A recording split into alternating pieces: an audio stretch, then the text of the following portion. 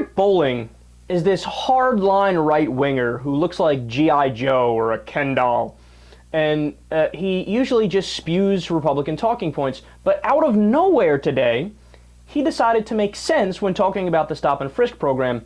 So this is an incredibly seldom occurrence. It's like seeing a rare bird. Welcome to the Twilight Zone. Let's listen and then we'll discuss.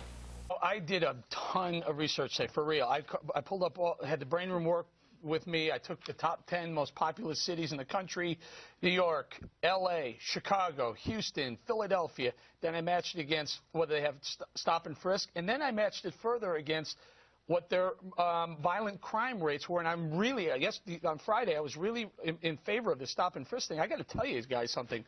Some of the cities with the highest violent crime rates have stop and frisk. So I went a step further and I took the top cities, the most dangerous cities: Flint, Michigan, Detroit, Oakland, St. Louis, Memphis, Stockton. It turns out that crime is more tied to economic activity, the ability to find jobs, to have jobs, than it is to stop and frisk. So I can't make the leap that says stop and frisk is the reason for a lower crime rate, lower murder rate in New York City. I think you just want to tie in jobs.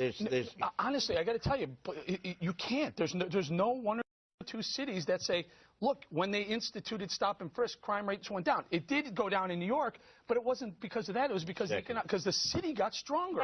NYPD, they don't do it in Oakland, and they don't do it in Chicago. They should. They should. But that's not where the highest crime is. The highest crime across the country is where the poverty rates are the highest. Flint, Michigan, 41%. Detroit, 41%. Oakland, 27%. Memphis, 20%. That's where the tie is between violent crimes and poverty rates. Absolutely. Not whether they have stop. Let me give you a good example. Newark, New Jersey has stop and frisk. They have a 33% per 100,000, 33 per 100,000 murder rate, the highest in the country, and they have stop and frisk, a very transparent. I don't like Well done, sir. I love the argument because even he was surprised with himself. He's like, you know, I did this thing called research. Have you guys heard of it? I know we don't do it a lot here at Fox. And it turns out that crime is more tied to poverty than anything else. Wow. I didn't know that. That's a really wild theory. And everybody else at Fox News is doing the typical Fox News move. What? I like turtles. I love lamp. Loud noises.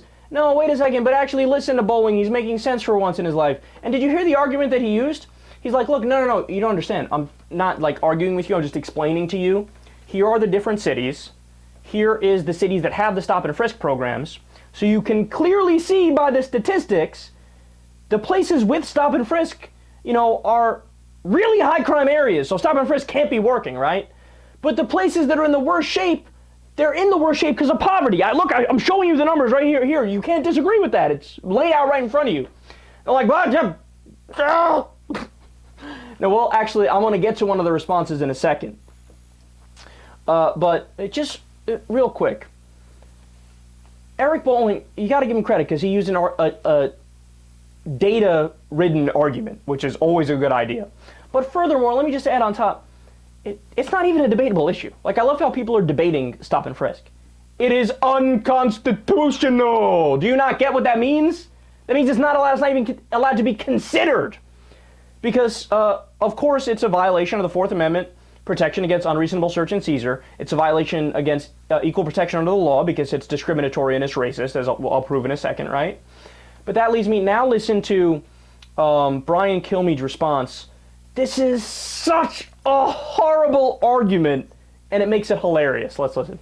The reason why New York works and the other cities don't is because New York's better at it. They're not profiling nationality, they're not profiling color of skin, they're doing behavior. And what they're doing is, when you stop 5 million people, you only have 10% resulting in arrests. I say good job. You know why? Because what you're saying is, you're also deterring a lot of people from walking out with a piece because they could get stopped.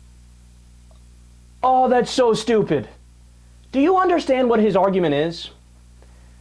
Because it only has a 10% success rate, because it's unsuccessful, well, clearly that proves how successful it is. What? You can't make that argument. Wait a second. They made the same argument. The Bush administration made the same argument. Remember when they did the surge in Iraq?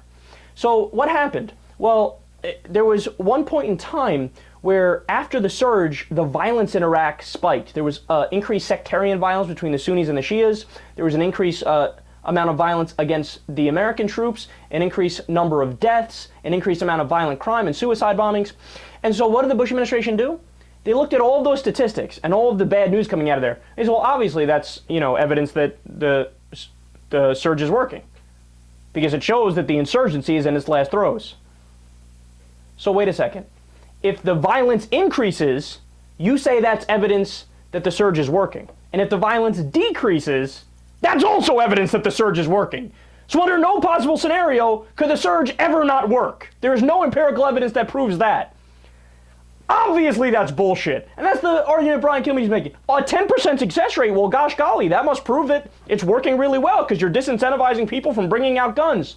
Or maybe, Brian, you dipshit, you just made that part up, and those people never had guns to begin with.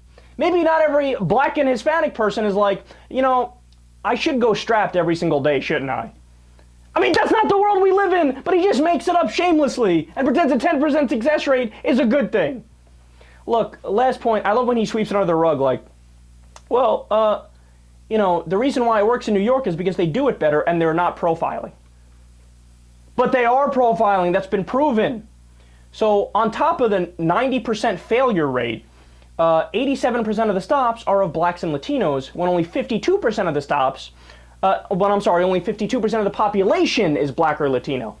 So it's incredibly disproportionate that they're stopping minorities. Now this is when they'll pivot from saying, oh, well, they're not profiling to they go, oh, okay, well, they're profiling, but they're doing it because those are the people who commit crimes. But you know what? When you look at the statistics further, of the stops that were done, you want to know what the race is that was most likely to be caught with drugs or guns? White people. Every single one of their claims is demonstrably false. And it's gotten to the point where they look ridiculous trying to defend it.